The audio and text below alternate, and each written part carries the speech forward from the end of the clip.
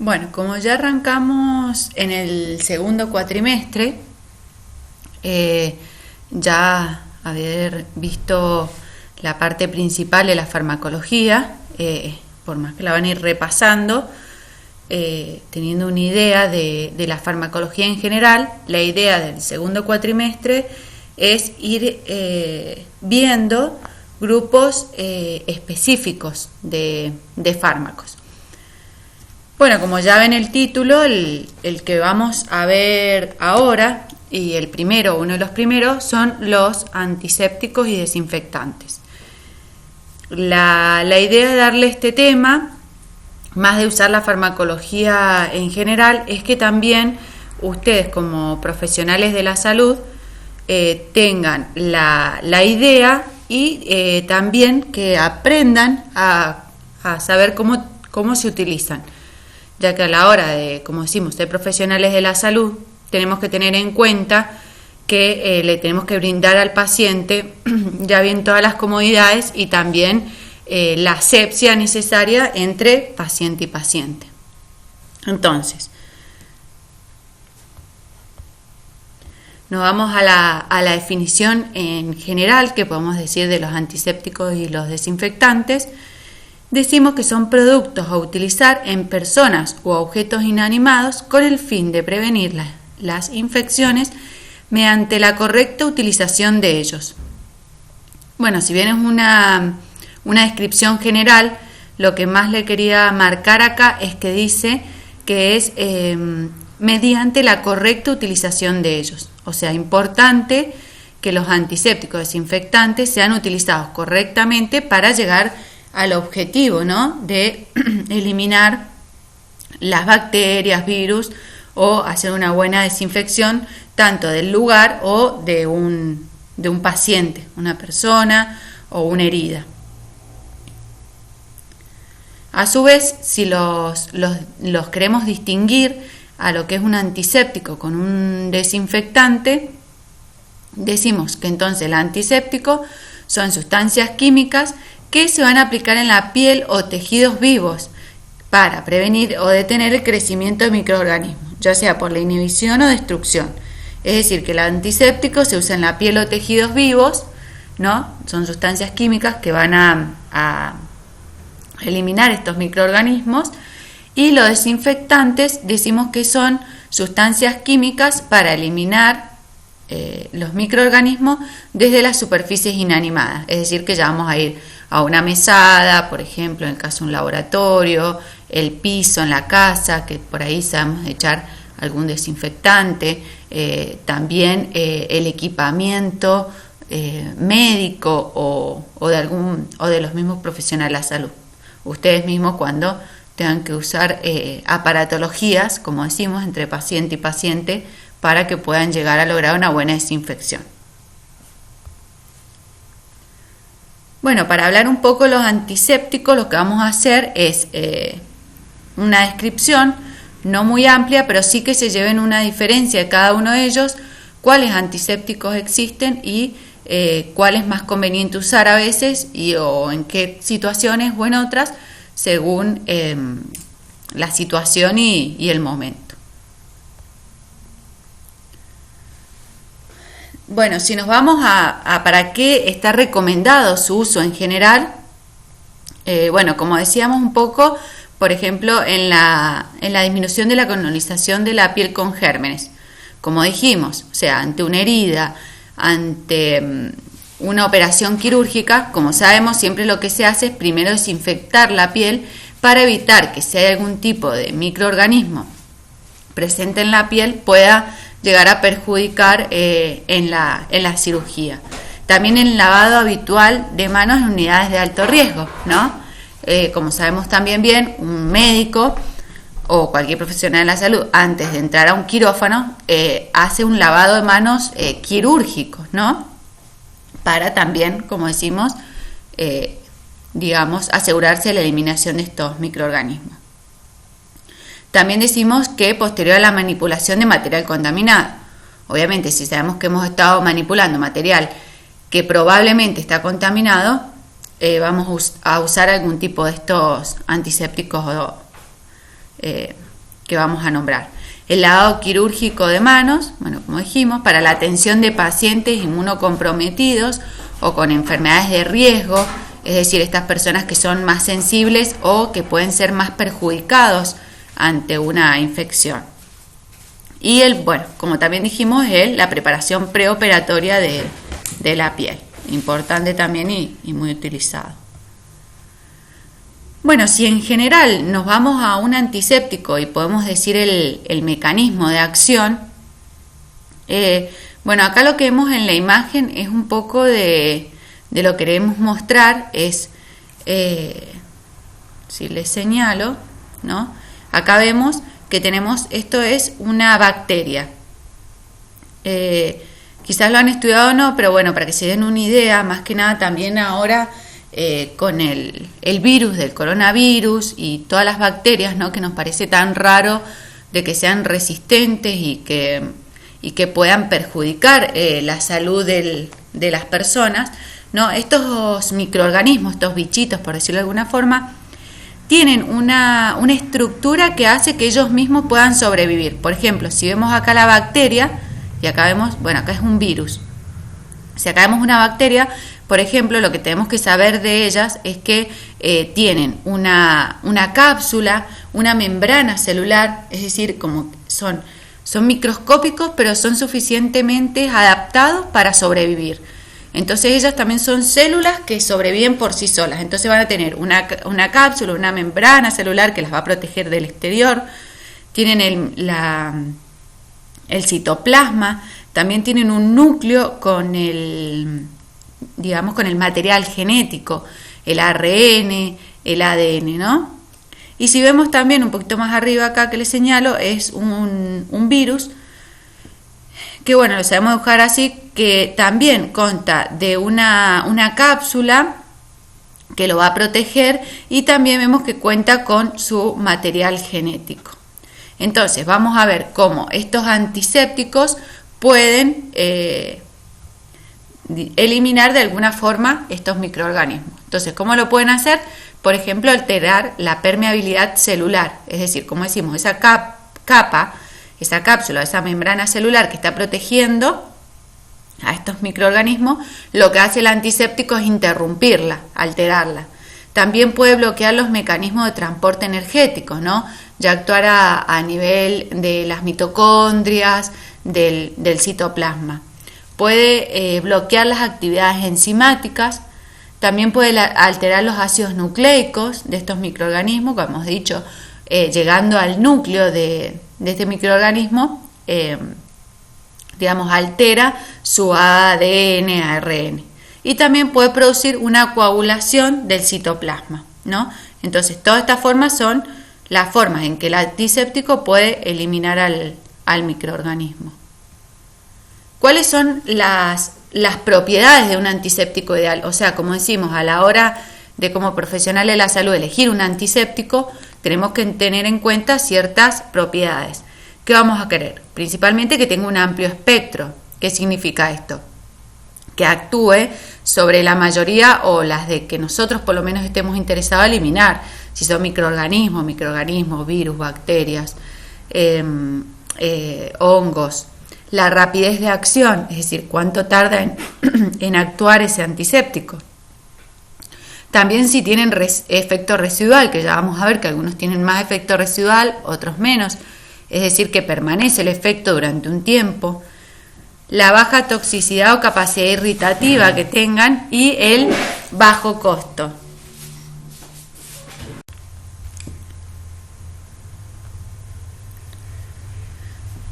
Bueno, los principales antisépticos, entonces nombramos el alcohol al 70%.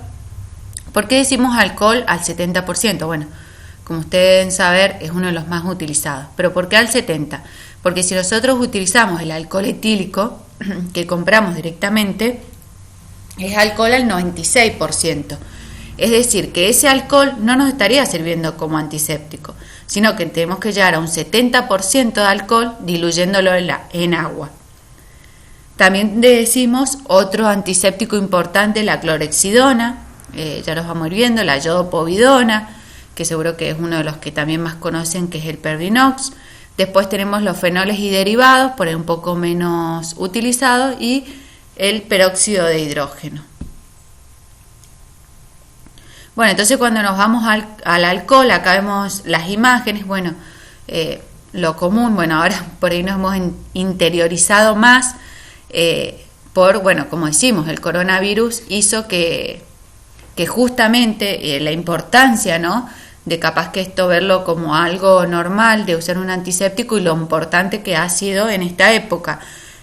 Por ejemplo, tanto el alcohol, bueno, como sabemos, como la lavandina, el alcohol, entonces, como le decía, el tema de la dilución, seguramente ya también lo han escuchado, porque lo deben estar utilizando. Y también muy utilizado, como decimos, podemos tener el alcohol etílico, o sea, diluido al 70, el alcohol al 70 líquido, lo podemos tener en gel, en soluciones. Si nos vamos a determinar cuál es el mecanismo de acción por el cual el alcohol elimina estos microorganismos, decimos que es por la producción de la desnaturalización de las proteínas en presencia de agua. Entonces ahí es cuando decimos lo importante de la dilución. Por lo tanto, su actividad depende de la concentración, que lleguemos a la concentración adecuada. ¿Cuáles son las características de los alcoholes? Bueno, que tienen amplio espectro de acción y que incluye al microorganismo de la tuberculina. ¿Por qué nombramos el microorganismo de la tuberculina? En realidad no es porque sea un microorganismo conocido, sino porque es muy resistente, entonces quiere decir que el alcohol tiene amplio espectro de acción y puede eliminar microorganismos bastante resistentes como el de la tuberculina. Tiene un efecto máximo precoz, alrededor de los 15 segundos, no es tóxico, la concentración ideal es del 70%, es un buen solvente de otros productos, es un antiséptico de mayor impacto en la magnitud de la reducción bacteriana, como decimos, por digamos, el amplio espectro de acción que posee. Bueno, también como todo producto que utilizamos en la piel, en el organismo, tiene alguna desventaja.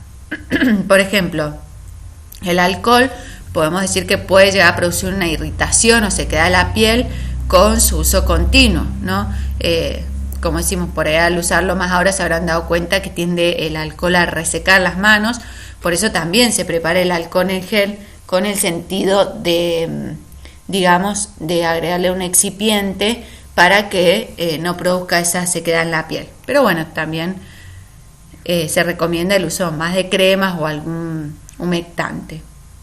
No actúa en presencia de suciedad, entonces, por ejemplo, ante un accidente o alguna situación donde lo que vamos a desinfectar esté sucio, primero debe ser limpiado con agua y jabón y luego utilizar el alcohol como antiséptico.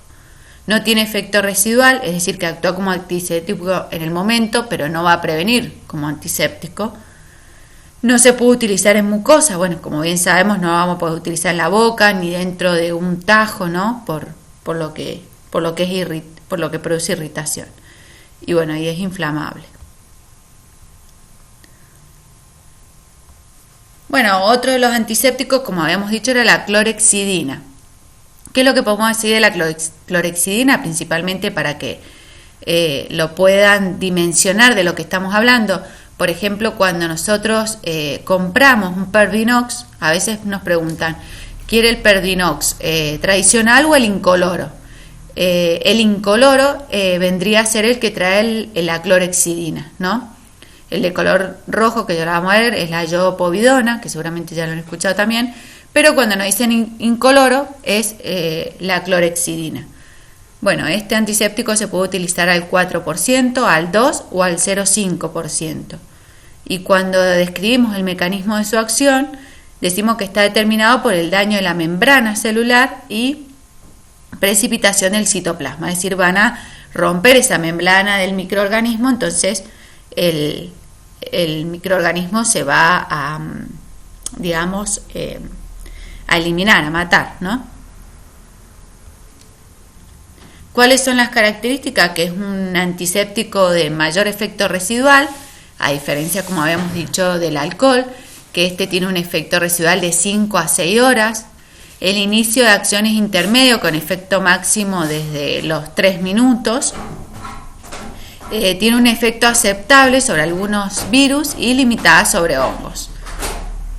No es afectado por la sangre o material orgánica. Esto también es una diferencia con el alcohol, que habíamos dicho que antes de usar el alcohol necesitábamos una previa,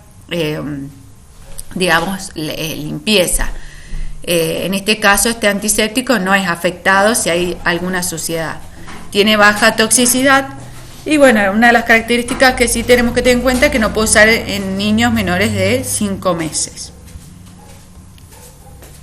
¿Cuáles son sus usos? Habíamos dicho que habían de 2 al 4%, son soluciones. También en el lavado quirúrgico, ya sea de la piel, de las manos, como decimos, preparación de la piel ante cirugías. También vienen en jabones cremosos al 2% para el lavado de manos en procesos invasivos, o también lo podemos encontrar en soluciones alcohólicas del 0,5%, que es para el lavado clínico de manos, que ya sería como una mezcla junto con el alcohol. Bueno, como habíamos dicho, otro antiséptico importante son los yodados. ¿Qué podemos decir de los yodados? Como decimos, el que quizás más conocen es la yodopovidona, que es típico antiséptico que decimos que tiene color rojo, sangre, que es el Pervinox metiolate, ¿no?, que compramos. Pero los yodados también podemos encontrar las tinturas de yodo. Entonces tenemos, dentro de los yodados vamos a tener la yodopovidona, o le decimos yodóforos, y la tintura de yodo. La tintura de yodo, su concentración habitual de uso es entre 1 al 2% de yodo y yoduro de potasio.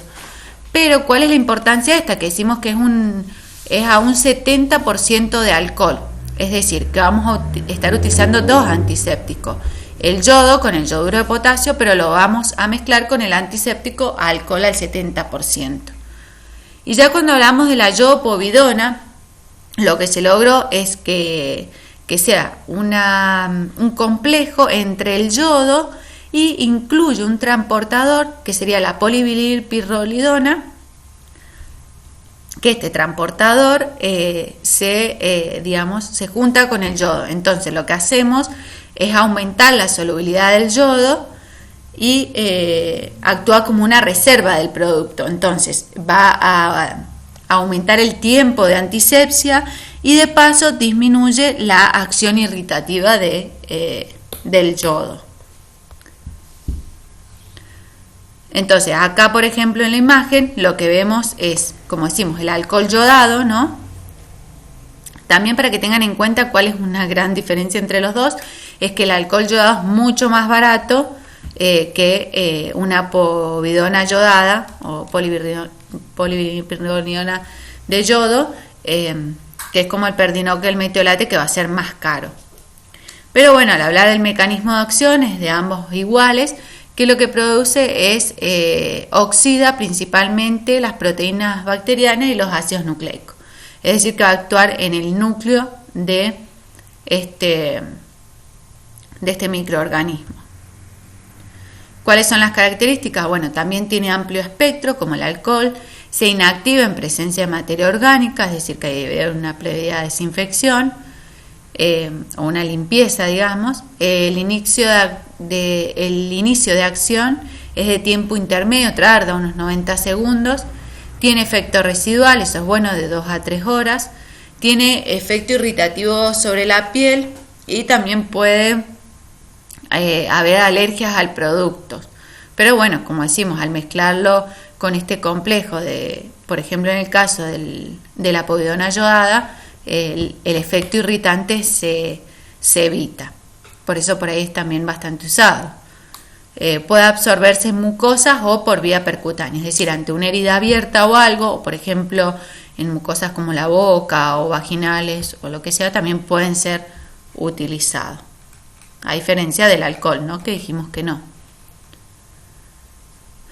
Bueno, acá lo vemos un poco en las imágenes a nivel más hospitalario, ¿no?, que lo encontramos en frasco de litro. Entonces ahí vemos en solución, y también importante que esta povidona yodada también la podemos encontrar en jabón líquido o también jabón en pan o espuma. Entonces, ¿cuáles son sus usos? Bueno, es ampliamente utilizado, ya sea, como decimos en el lavado, como decimos de todos los antisépticos de las manos, en cirugías, en clínica, también como antiséptico de la piel y también muy utilizado quizás en postquirúrgicos, ¿no? para la desinfección de heridas. Y la tintura de yodo, que es con el alcohol, como decíamos, tiene un poco uso o menor uso por el tema de que tiene más efecto irritativo.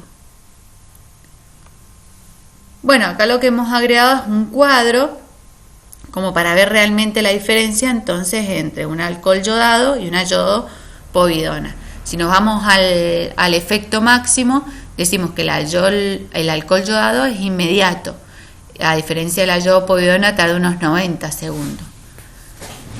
Pero si nos vamos al efecto residual, el alcohol yodado prácticamente no tiene efecto residual y la yodopovidona sí tiene un efecto residual, como habíamos dicho, gracias a este complejo, de por ejemplo 2 a 3 horas. En cuanto a la toxicidad, también podemos ver que es mejor la yodopovidona porque la liberación del yodo, al ser más lenta, no produce irritación. En cambio, el alcohol yodado puede producir quemaduras, irritación. Y la aplicación sobre mucosa, habíamos dicho que el alcohol yodado no, pero la yodopovidona sí la podemos aplicar. Un poco para diferenciar entre estos dos antisépticos. Bueno, otro de los antisépticos que habíamos nombrado en el listado eran los fenoles y derivados. ¿Qué encontramos acá? Son el jabón de triclosan y el hexaclorofeno. ¿Cuál es el mecanismo de acción de estos antisépticos?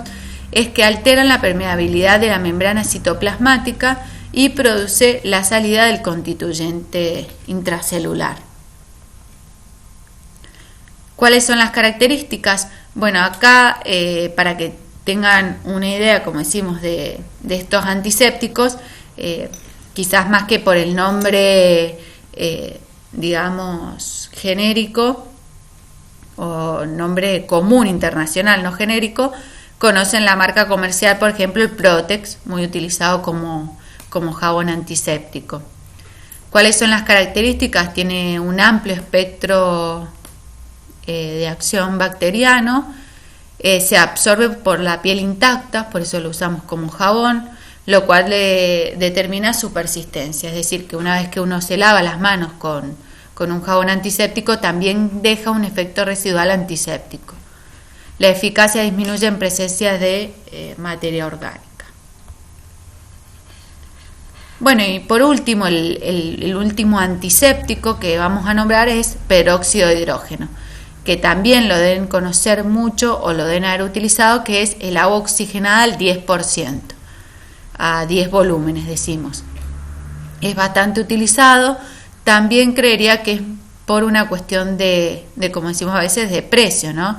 El precio del agua oxigenada es mucho más barato que un Perdinox y por ahí para una herida leve, una desinfección más, digamos, de casa, es útil también. Es un agente oxidante y la importancia de que cómo actúa este peróxido de hidrógeno es que se descompone las moléculas, se separan las moléculas de oxígeno y de agua de esta molécula de peróxido de hidrógeno y la liberación de ese oxígeno es el que destruye los microorganismos anaerobios. Tiene breve y débil acción germicida, es más antibacteriano, digamos, y es tóxico, puede causar quemaduras, dolor, irritación.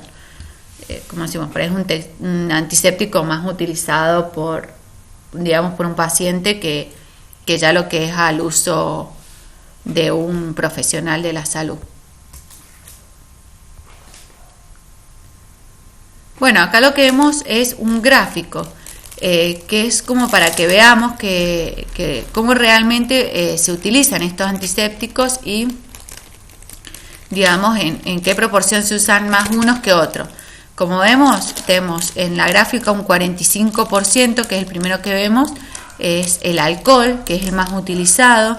Después vemos que a un 26,8% tenemos los antisépticos yodados. Después también otro muy utilizado que nombramos, que dijimos, era la clorhexidina. Y ya después, poco utilizado, el 3,3, 1,4, es cuando utilizamos la combinación de dos antisépticos, el alcohol y después tintura de yodo, o tintura de yodo y después... Bueno, acá lo que vemos es un cuadro comparativo, un poco para comparar todos los antisépticos.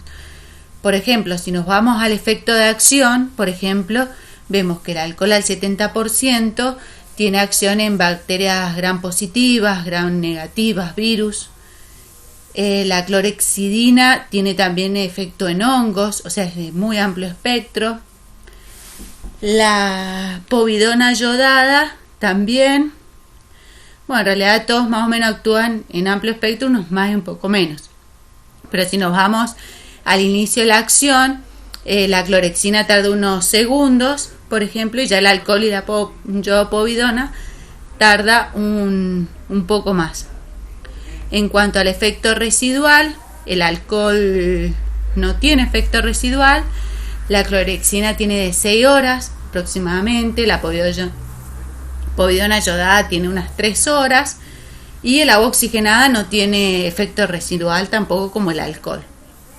Bueno, esto es un poco como para que hagan también lo que pueden hacer ustedes, la idea de, usando este cuadro comparativo, también hacer ustedes un cuadro comparativo agregando o usando las características más importantes de cada uno para poder estudiarlo.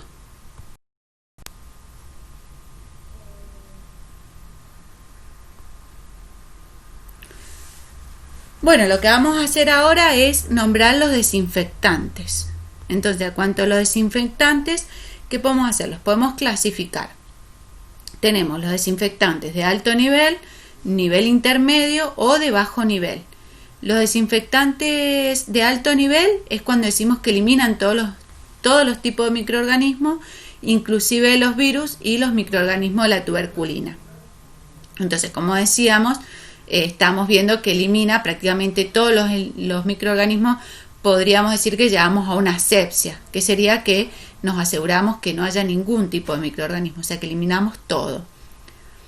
Si nos vamos a un nivel intermedio, ya decimos que elimina algunas formas bacterianas, vegetativas, que elimina la mayoría de los virus, pero no todos, algunos hongos también, pero no incluye esporas bacterianas, que las esporas bacterianas también son altamente resistentes.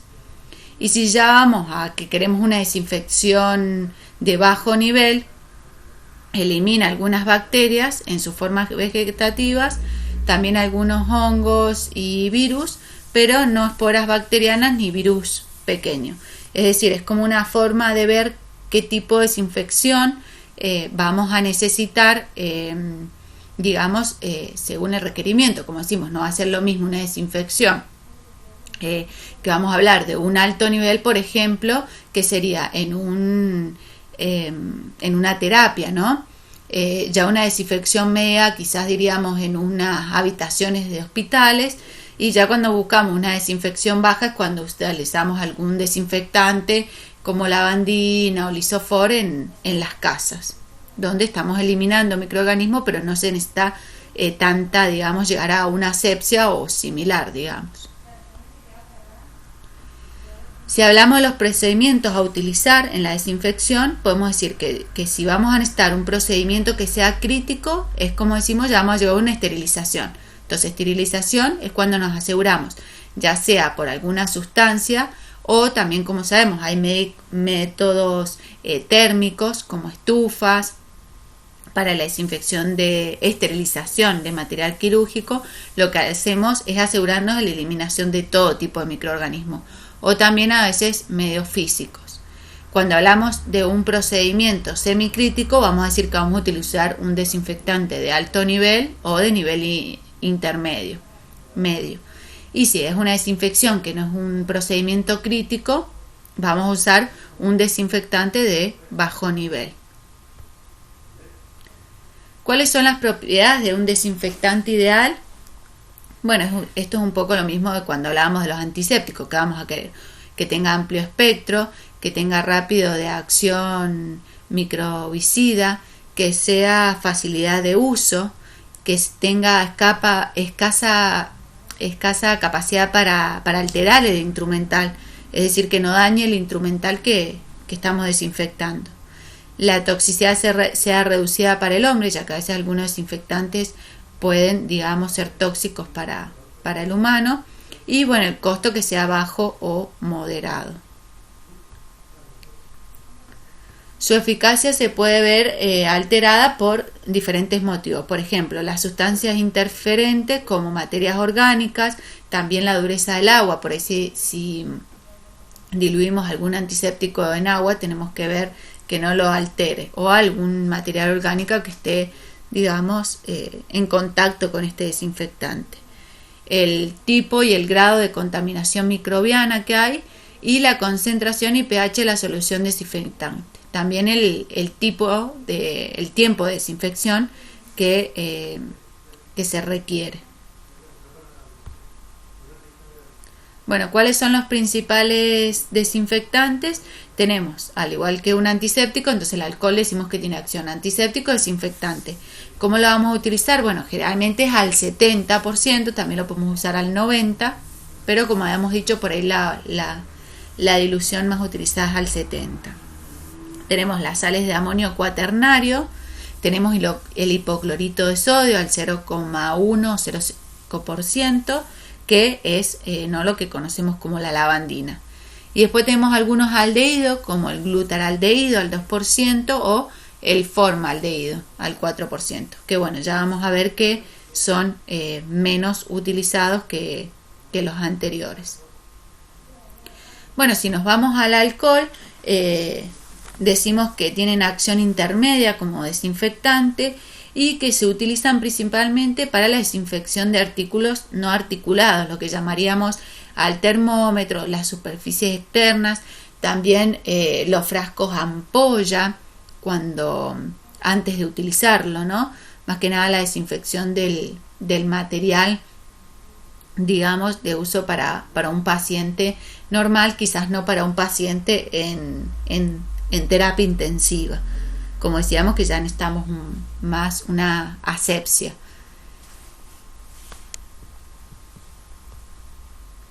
¿Cuál es el mecanismo de acción? Bueno, el mecanismo de acción es igual, ¿no? Que es como actúa como antiséptico, que sería la desnaturalización de las proteínas en presencia de agua.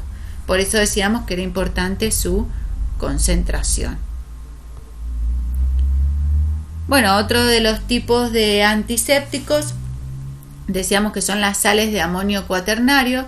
Para que se den una idea de lo que estamos hablando, es cuando hablamos del desinfectante como el Lisofor, que lo podemos encontrar como desinfectante de piso, también en aerosol, ¿no? Decimos que tiene una concentración del 0,4 al 1,6%. No tiene efecto sobre espora y es limitada sobre microorganismos de la tuberculina y algunos virus. O sea que hablaríamos de una desinfección intermedia, más o menos, que es lo que decimos que es más por ahí, si bien se usa en hospitales, pero bueno, más que nada domésticos. Se inactiva con materia orgánica y no es más efectivo que otros desinfectantes, y su costo por ahí es más caro, por ejemplo, que la lavandina. ¿Cuáles son sus usos? Bueno, como decimos, en desinfección de superficies como suelos, paredes principalmente. ¿Cuál es el mecanismo de acción? Bueno, también como el alcohol desnaturalizan las proteínas y producen la ruptura de la membrana celular y producen la inactivación de enzimas. Al hablar del hipoclorito de sodio, ¿no? La lavandina, bueno, es una forma comercial que la podemos encontrar líquida o sólida, o bueno, también ahora se está usando en gel para usarla para las manos también, si bien que por ahí es medio irritativa, pero bueno, como se observó que en cuanto también, como decimos, depende de que, por ejemplo, el coronavirus, ¿no? El COVID-19, que es el problema de ahora, que se observó que, como decimos, no es una bacteria, sino un virus, que se necesitaba un tipo de desinfectante y se observó que para la hora de prevenir su contagio era mejor la lavandina. También se utiliza mucho la lavandina, ya sea líquida, sólida o o en gel. Debe ser conservado, esto es importante, en envases opacos para que no sea alterado, porque puede ser alterado por el calor o por la luz. Tiene amplio espectro de acción, ¿no? Que eso es importante. Tiene un tiempo de acción de 30 minutos, o sea, tiene efecto residual, y se inactiva con materia orgánica. Si nos vamos a los usos, decimos que se utilizan para la limpieza de pisos, muebles, también para la potabilización del agua, pero bueno, no se puede aplicar directamente sobre la sangre o materia orgánica porque se inactiva el efecto. ¿Cuál es el mecanismo de acción de la lavandina? El hipoclorito de sodio no es bien conocido, pero bueno, se cree que produce la inhibición de las reacciones enzimáticas de estos microorganismos y también la desnaturalización de las proteínas.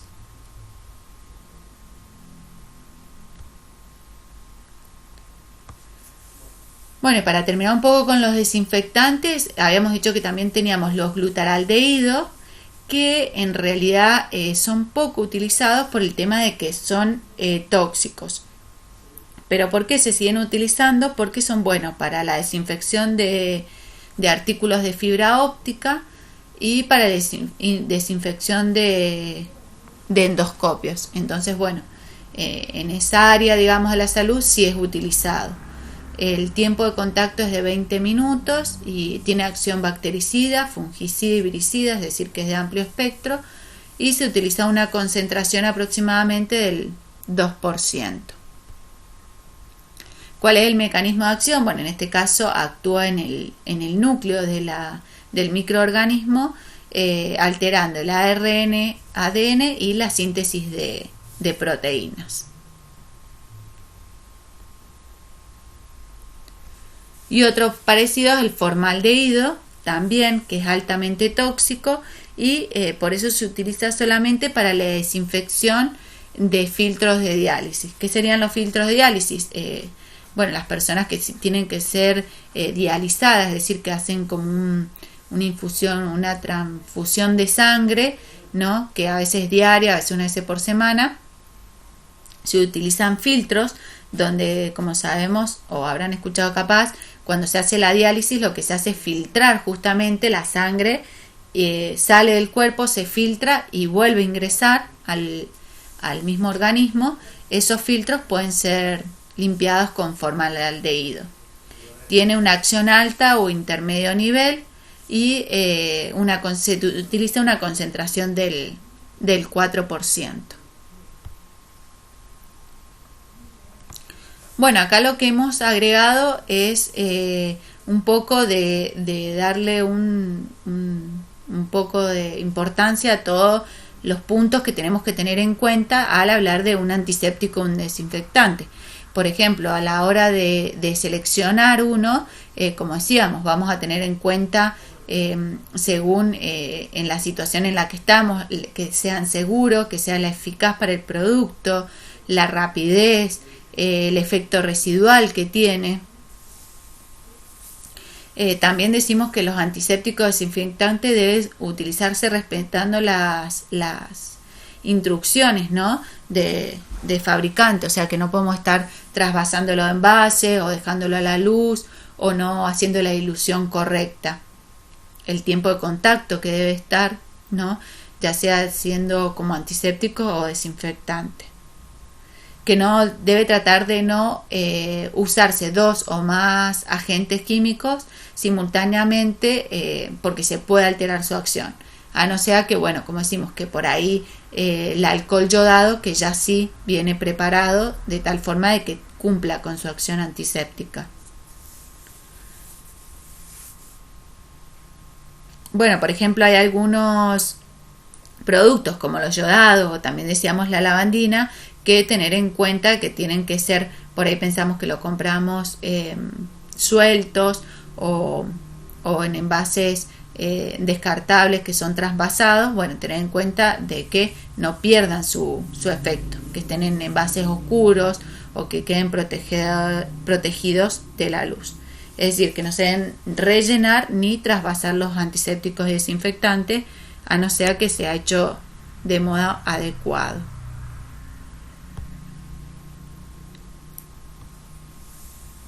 Bueno, y un poco para agregarles un tema de incluirles en esta clase es los antiparasitarios externos. O sea que aparte de hablar de un poco de los microorganismos, también para que se lleven una idea de lo que son los parásitos y cómo los podemos eliminar.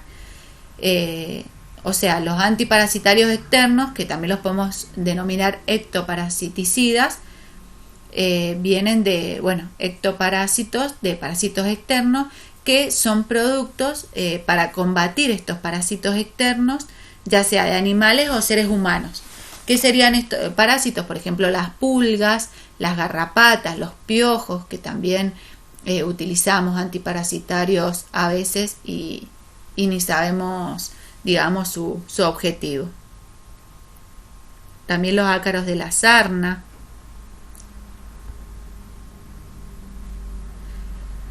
Bueno, al hablar de estos parásitos, un poco lo que producen en los trastornos de la piel, que penetran en la piel y lo que causan es la picazón, ¿no? Que por ahí es lo que nos lleva a darnos cuenta de que algún objeto está, digamos, interfiriendo en la piel.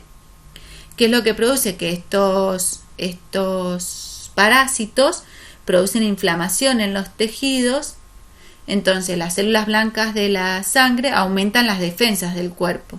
Y esto es lo que provoca esa erupción de la piel que lleva a la picación. ¿Cuáles son los síntomas que la persona tiene? Tiene piel seca, picazón en la piel.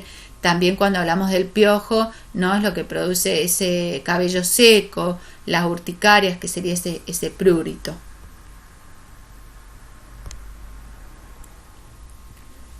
¿Cuál es el mecanismo de acción de estos antiparasitarios? En realidad, por ahí no es mucho lo que sabemos de cómo actúan, sino que estos productos que actúen en compuestos a nivel fisiológico, molecular del parásito, es decir, que no puedan alterar o que perjudiquen las células del humano, ¿no? Que solo actúen a nivel parasitario. Que el mecanismo de acción por el cual elimina o mata ese parásito, sea específico, molecular o fisiológico para el parásito, que sea poco tóxico para el hombre. ¿Cuáles son los fármacos que podemos nombrar? La avermectina, por ejemplo. Después tenemos mibemicinas, el levamisol, las piperacinas. Esos son algunos fármacos, las drogas que podemos encontrar en el mercado para eliminar estos parásitos. La avermectina por ahí es una de las más conocidas, que se utiliza mucho para los piojos o la sarna también. Bueno, y otro de los grupos de estos bichitos que por ahí no los vemos, pero es que es importante tenerlo en cuenta, son los fungicidas externas. Los fungicidas externas, cuando decimos antifúngico, por ejemplo, lo que estamos diciendo es que es un fármaco que actúa contra los hongos. O sea que las micosis, que son como el prurito que se produce en la piel, son producidas por hongos. Entonces, las micosis estas son superficiales o pueden ser internas también y son producidas por distintos grupos de hongos patógenos para el hombre, que invaden las estructuras queratinizadas, es decir, el extracto córneo, el pelo, las uñas, las mucosas, como vemos a veces, bueno, el típico hongo de la uña o de los pies, pero también a veces en la misma piel podemos ver que hay cambios, ¿no? en el estrato córneo, el estrato queratinizante, no córneo, de la piel. Por ejemplo, acá lo que les agrega una imagen, más que nada para que vean, por ejemplo, en la uña, bueno, por ahí es común verlo, ¿no? Que una uña sana la vemos, bueno, así, y ya cuando está con hongo vemos que se pone amarillenta, se rompe, ¿no? Tiene como, digamos, como más sensible. Por ahí también es común ver el hongo entre los dedos. Pero también a veces pensamos que no es hongo, pero por ejemplo el hongo puede producir como que una escascaración de la piel, o le puede cambiar el color. Por ejemplo, acá vemos que no es en los pies, por ejemplo en la espalda, ¿no? Como esta persona le ha cambiado la tonalidad de la piel, ¿no? Generalmente por ahí lo que nos lleva a también siempre creer que es un hongo es la picazón. Acá vemos, bueno, ya como que se le hace un prurito más importante, igual que acá. Y acá también vemos que podemos tener hongos en la lengua, por ejemplo. Por ahí lo bueno es que generalmente, para que sepan, cuando hablamos de infecciones de la piel, lo que se hace es utilizar alguna crema que sea completa. Por ahí si tenemos duda de que no es hongo, o sea, lo ideal es usar un antimicótico que sea de hongo específico, pero por ahí utilizamos el Macril, por ejemplo, capaz una crema que conocen, el nombre comercial, pero las drogas sería el Micomazol, que es el antimicótico, también tiene betametasona, que es un antiinflamatorio, también tiene un antibiótico, ¿no? Son como cremas completas. Si nos vamos a los antifúngicos y antimicóticos, decimos que son todas sustancias que tienen la capacidad de evitar el crecimiento de algún tipo de hongo e inclusive producir la muerte. Los fármacos que utilizaríamos serían, por ejemplo, el clotrimazol, para que se den una idea, sería un Empecid de marca comercial. La terbinafina sería un Piesidex. Es decir, que todos son utilizados buenos antimicóticos. Generalmente no tiene que ser uno específico el que usemos. También tenemos miconazol o clotrimazol.